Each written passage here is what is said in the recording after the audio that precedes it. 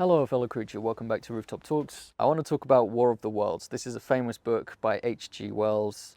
It's where aliens land on home soil and almost immediately these pods that are like meteorites, the legs shoot out, they become these big pods with laser beams and they just start wrecking shit, right? They start killing everyone in their path, like just mowing people down. The technology disparity between these alien invaders and humans is so great. They aggressively hunt down humans and then they begin harvesting humans for their bodies, right? So for their bodily material. They collect them up in big sacks.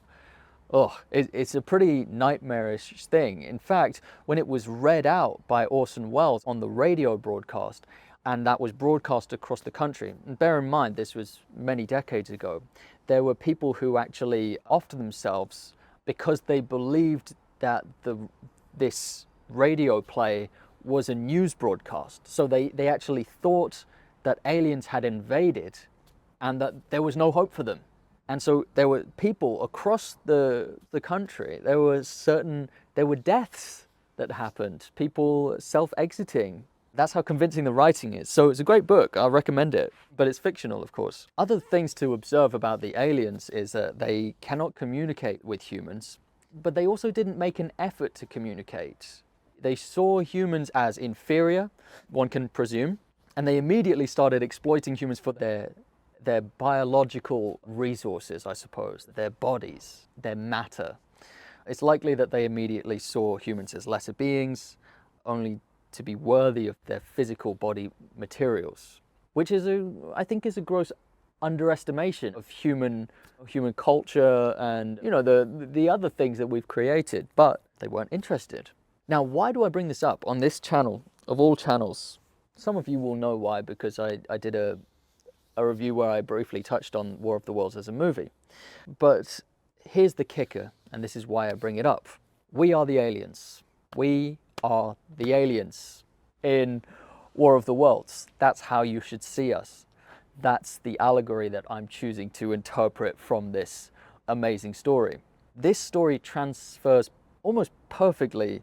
We see the non-human animals of this planet often as aliens, being very different from us, even when they're mammals, vertebrate mammals, and different in the way of being inferior, because we prize intellect above everything else, above other qualities, even nice qualities, things like loyalty or bravery. That's not what humans really see as the deciding factor on someone's value. We still have this kind of tribalism when it comes to the human species above all other species, but also we see humans as being so incredibly superior to the other species of Earth. And from that, many will extrapolate that gives humans the right, morally, to exploit the other species of Earth for their biological matter, because that's what we can see as having immediate material value to us. This is not a mutual arrangement. This is a one-sided arrangement where the humans benefit, the humans profit, and at the animals' expense. We see animals as aliens.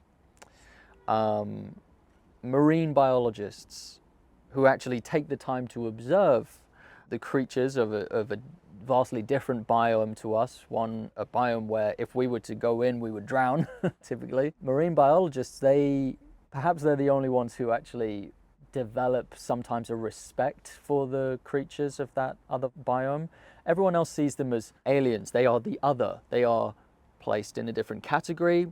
Their similarities to us are diminished, their abilities to feel pain, for example. Sometimes in a documentary you'll see people say, wow, like cephalopods are really intelligent. They certainly clearly show signs of intelligence and even a spectrum of emotions. It won't stop people from eating octopus in restaurants. It won't stop people from killing octopus, ripping them out of their habitats and frying them, sometimes alive in certain parts of the world.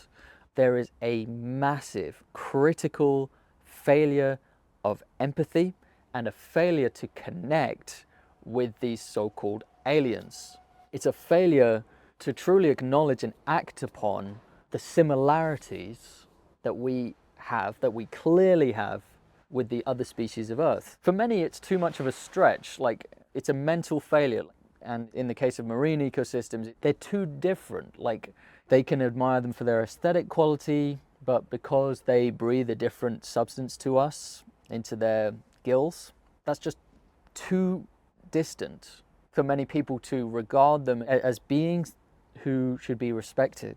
Even though we share a common ancestor, really, they are our kin. If you go back far enough in time, there were sea creatures that crawled out from the ocean onto land, and many generations later, here we are today.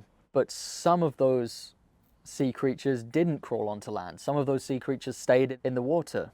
We share a common ancestor with these aliens. It's not even a situation like with different interplanetary travel where humans and aliens just kind of sprout out of the elements of the universe simultaneously, like in parallel. It's not that. Like we have common ancestry with sea creatures. Like you should with all prejudices, the way you should address all prejudices is to acknowledge how you are similar instead of how you are different.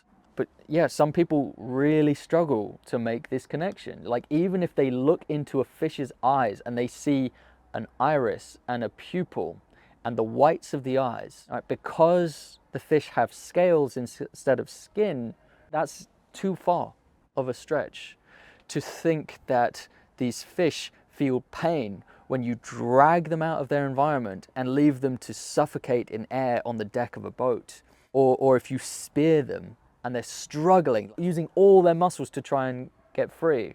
They think, no, that's an object, what I'm seeing there. That's not a creature who feels pain, who wants to live out the rest of their life with the experience that they do, the different experience, so be it. No, that's an object.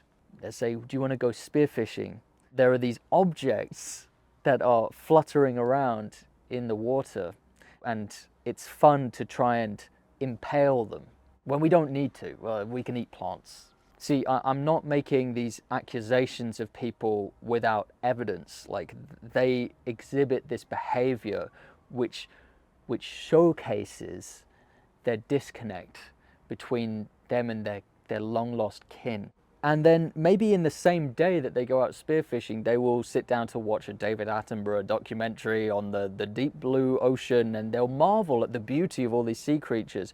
And they might even make a kind of empathetic connection through the TV screen. But any attempt to actually connect with marine life is tainted by this human superiority, this disconnect, which is so great that merely as an act of recreation, they deem it permissible to brutalize these sea creatures, to venture into the environment, the home of these sea creatures, and brutalize them. And these are the same kind of people who will shake their head and tut, oh, plastic straws, killing so much marine life. Oh, what are we going to do? I guess I'm only going to buy cardboard straws from now on. I can feel good knowing that I'm not killing any sea creatures with plastic straws. Fishing industry has pumped so much money into this red herring to get you to believe that plastic straws are the boogeyman, but fishing nets cut loose from large fishing vessels that supply your tuna play no part in the devastation of marine ecosystems and marine creatures' lives, sea creatures' lives, and their experience of the world, right? Fishing nets have got nothing to do with it. It's all plastic straws. Really? Are you that thick? Sorry, bring myself back. Okay. I'm speaking to my past self as well. You know, I was a hypocrite like you at one point in time. How many of you believe that the biggest threat to marine ecosystems is plastic straws? How many of you believe that the biggest threat to marine ecosystems is accidental oil spills? Because the media wants you to believe that. Because big fishing wants you to believe that. Because that's not something you have control over. That's not something you fund, at least not directly. How many of you believe that the biggest threat to marine ecosystems is ocean tourism? It's not. It's fishing, guys. Fishing to bring you your tuna, to bring you your cod, your haddock, your calamari, your scampi, I don't know, their propaganda smokescreen, it worked a charm on you, didn't it? They got you with that. You believed them. But it was so easy to convince you because you wanted to believe it. You wanted to believe that you are powerless to affect the destruction of marine ecosystems and the lives of sea creatures. You are in fact responsible for a large amount of it. Because if you believe that you are powerless, then there's no call on you, there's no responsibility, there's no imperative for you to change your behavior. There's no moral obligation to do anything about it or to change your lifestyle, even in the slightest. And that's convenient for you. I'll come out and tell you what the number one threat is to marine life, to marine ecosystems and all of the lives of creatures in it. It's the fishing industry, which if you buy fish or fish products, you're their patron, you fund it every time you buy a can of tuna. Anyway, going back to War of the Worlds, because that was a big rant. We are the aliens. Like, humans, think of humans as those aliens. For all of humans' intellect, their hubris and their own cognition, causing cognitive dissonance, is what perpetuates this human supremacy idea. And I think human supremacy is often misconstrued. You can believe that humans are more intelligent than animals, and that is a totally reasonable thing to say. Humans are better at algebra than any other animal. Great. That's not what I'm getting at here. Human supremacy is the idea that as long as you're superior in the way that you deem as important, which is intelligence, typically, if you're a human, you believe that gives you the right to fuck with others, to fuck with their homes, to fuck with their lives, to kill them, to massacre them, to torture them in many cases, because you're better. And that's no different to you picking on someone who's mentally disabled. You could say that a mentally disabled person is inferior to you in intelligence, right? You see where I'm going with that? The aliens in War of the World, for all of their superior technology and for all we know their superior intelligence, they were very dumb. They were very dumb in the ways that matter, really. Like, in terms of their compassion or their understanding, their respect, their consideration and empathy, they were extremely dumb. Like, they came to Earth, they had no intentions to connect with other intelligent life, with other life at all. No real intention to learn from them. They only saw a material potential gain from harvesting human bodies. And that is very dumb. And humans, for all of our intelligence, when we look at marine life forms, which to many people are come across as completely alien, when humans look at them, humans are behaving in a way that is very dumb. That's the end of my rant. Hope you've enjoyed it. See you in the next one if you decide to subscribe, which I hope you do. See you later. And I will dwell in the house of the Lord forever.